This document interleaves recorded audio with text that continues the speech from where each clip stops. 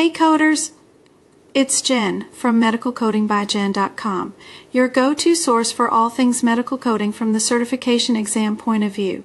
Today we're diving into some important topics: healthcare fraud, abuse, and compliance. Stick around because we'll have some practice questions to test your knowledge, and you'll definitely want to get these right.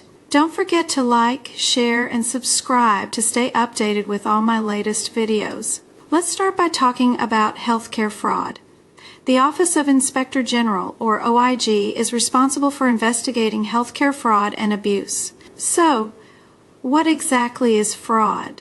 It happens when someone purposely bills for services that were never provided or bills for services at a higher reimbursement rate than what was actually done. Pretty serious stuff, right? Here's an interesting fact. Thanks to the Patient Protection and Affordable Care Act of 2010, the definition of fraud was updated. Now, you don't have to intend to commit fraud for it to be considered a violation. So, even if you didn't know you were committing fraud, you could still be held accountable. Now, let's move on to abuse. Abuse in healthcare consists of payments for items or services that were billed by mistake and shouldn't be paid for by Medicare.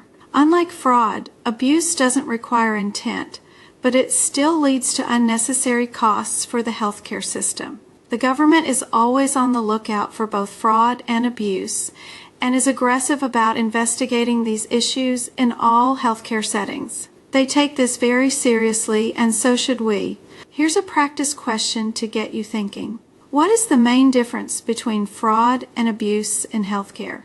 A. Fraud requires intent, but abuse does not. B. Abuse requires intent, but fraud does not. C. Both fraud and abuse require intent. D. Neither fraud nor abuse requires intent. Take a moment to think about it. Got your answer? Let's see if you're right. The correct answer is A. Fraud requires intent, but abuse does not. Although, remember that under the ACA, even without intent, fraud can still be considered an offense. If you got it right, great job. If not, don't worry. That's what we're here for, to learn and get better. Be sure to make notes that you can move to your exam manuals prior to the exam. Our exams are open book exams, and we are allowed to write in our manuals if you're taking your certification exam within the USA. Moving on, let's talk about the legal side of things.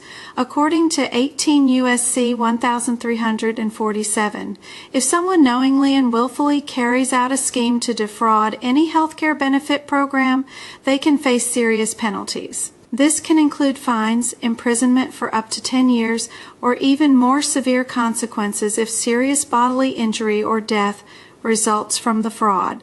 It's really important for all healthcare providers to have compliance plans.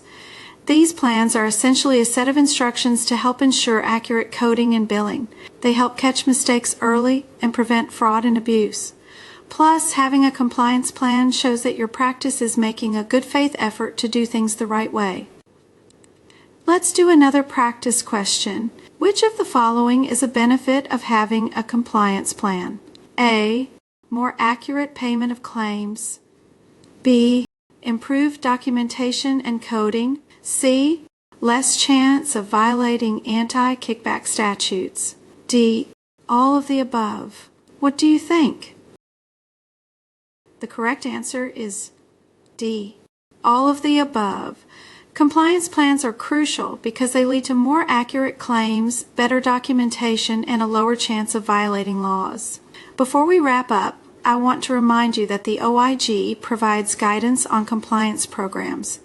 These are especially useful for individual and small group physician practices. You can check out more about this on their website, but remember, implementing these guidelines can make a huge difference in staying compliant. Alright, that's it for today's session.